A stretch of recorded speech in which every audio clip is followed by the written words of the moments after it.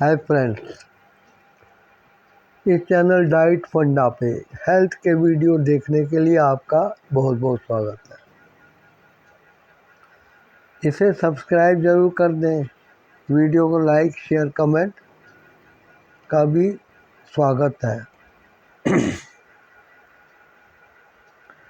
देखिए, शरीर के अंदर बचपन से लेके अब किसी की भी कितनी ही उम्र है,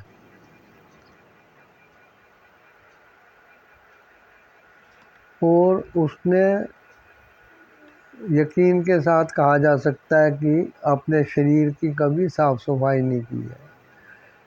अब हमारे आयुर्वेद में पंचकर्मा कराया जाता है, जो कि शारीरिक शुद्धि का एक तरीका है। लेकिन आयुर्वेदिक की तरफ, प्राकृतिक चिकित्सक की तरफ, योगासन की तरफ और दूसरे जो तौर तरीके हैं,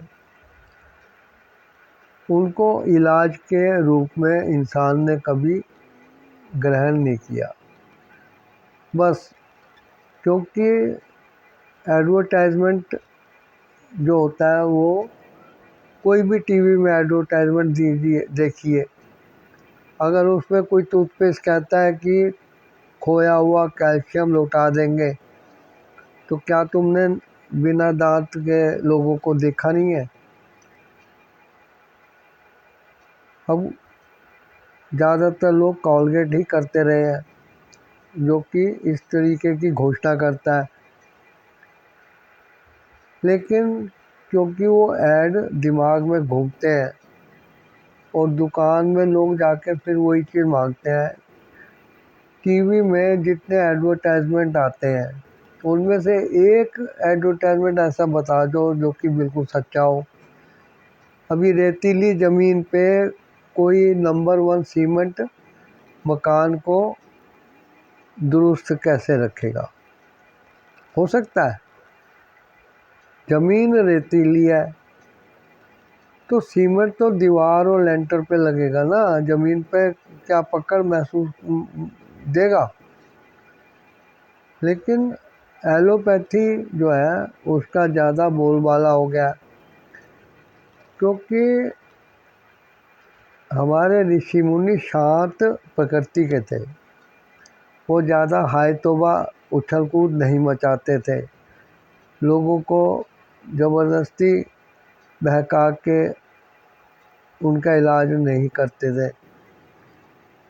तो एलोपैथी एडवांस इलाज माना गया। हाँ, एमरजेंसी में, कुछ ऑपरेशन वाला में एलोपैथी का कोई जवाब नहीं है, तो उसको उधर तक की सीमित रखना चाहिए। आज तक कोई आदमी ये नहीं कह सकता कि उसने एलोपैथी के द्वारा अपनी किसी गंभीर बीमारी का इलाज कर लिया हो। बीमारियों को कंट्रोल करने के लिए, मेंटेन करने के लिए, कि वो रोग विस्फोट ना करे और एक शांति के टाइम जो बम निष्क्रिय पड़े रहते हैं, वैसे पड़ा रहे। देखिए, एक बार मन में ठान लीजिए कि आपने अपने पेट की शुद्धि करनी है, तो आप देखेंगे कि धीरे धीरे आपका जो रोगग्रस्त शरीर है, वह धीरे धीरे स्वस्थ होने लगेगा। आपको अपने शरीर के अंदर जमा दूषित पदार्थों को कैसे भी निकालना है। अभी लैट्रिन, यूरिन, पसीना, ये 3 तो ऐसे हॉस्पिटल है जो कि शरीर के दूषित पदार्थों को बाहर निकालने में हमें मदद करते हैं। इसके अलावा भी है, छींक के द्वारा, खांसी के द्वारा भी अंदर से बलगम या कोई कीटाणु हो, चाहे कुछ पदार्थ हो, वो निकलता है। शरीर कभी भी बाहर की किसी चीज़ को अपने अंदर नहीं रखना चाहता, क्योंकि आप देख लो, जैसे ही आप किसी भी किस्म का खाना खाते हैं तो वो पड़ा नहीं रहता है, शरीर तुरंत उस पर प्रतिक्रिया करके हजम करता है। अब ये हजम करने का सिस्टम उस पदार्थ को पेट में से, आंतों में से बाहर निकाल देने का ही है। हाँ, उससे आंतों में जो क्रिया प्रतिक्रिया भगवान ने डाली है, उससे रस चूस के ब्लड में जाता है और शरीर को पोषण मिलता है। शरीर में आप पानी डाल दीजिए, पेट में भर के पानी, बाल्टी भर पानी पी जाइए, तो आपको उसी प्रोपोर्शनेट में, उसी अनुपात में पेशाब आएगा, क्योंकि वो पानी शरीर में अंदर रह ही नहीं सकता है। शरीर को जितनी ज़रूरत थी उसने अपने अंदर रख लिया है, बाकी वेस्ट वो किडनी से छान के मूत्र के रास्ते बाहर निकाल रहा है। ऐसे ही पेट साफ होता है। ऐसे ही जब गर्मी आती है तो पसीना आना शुरू होता है। सर्दियों में प्यास नहीं लगती, क्योंकि पसीना की कोई ज़रूरत नहीं होती उस टाइम।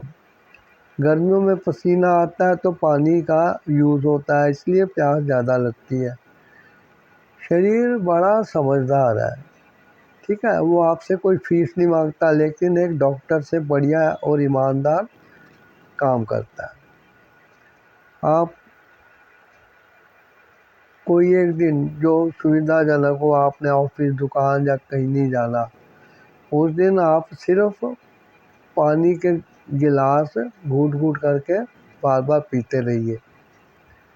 अब पानी कोई नुकसान नहीं करता, लेकिन वो शरीर में सर्कुलेट होने के बाद वहाँ से अपने साथ घोल कर कई किस्म के दूषित पदार्थों को शरीर से बाहर निकाल देता है। एक दिन शरीर की ऐसे सफाई करिए, एक दिन ऐसा रखिए जिसमें उपवास का हो, लेकिन उपवास में आप बाज़ार की बनी हुई चीज़ें या मिठाइयाँ वाला नहीं खाइए। उसमें आप कच्ची सलाद में खाई जाने लायक जो सब्जियां होती हैं, पत्ते होते हैं, कंद, फूल, फल, पत्ते, इस तरीके की चीज़ें खाइए, फल खाइए। और कभी भी अपने शरीर में कोशिश करिए कि बाज़ार का बना हुआ, किसी किस्म का प्रोसेस्ड फूड, फैक्ट्री में बना हुआ, डब्बा बंद, बोतल बंद चीज़ों को अवॉइड करिए। बाज़ार में गोलगप्पे वगैरह, टिक्की और ऐसी चीज़ें जो कि शरीर के लिए ठीक नहीं है, उनको लेना बंद करिए। देखिए, किसी बीमारी के होने पर रोते रहना, हॉस्पिटल में एडमिट होना या डॉक्टर के पास जाना कोई अच्छी बात नहीं है। अच्छी बात तब है जब आप शरीर को इस तरीके से रखें कि वो बीमार ही ना पड़े। आप इस चैनल डाइट फंडा को ज़रूर सब्सक्राइब करें और वीडियो को लाइक करें, शेयर करें और कमेंट द्वारा बताएं कि आप किस टॉपिक पे वीडियो चाहते हैं। धन्यवाद।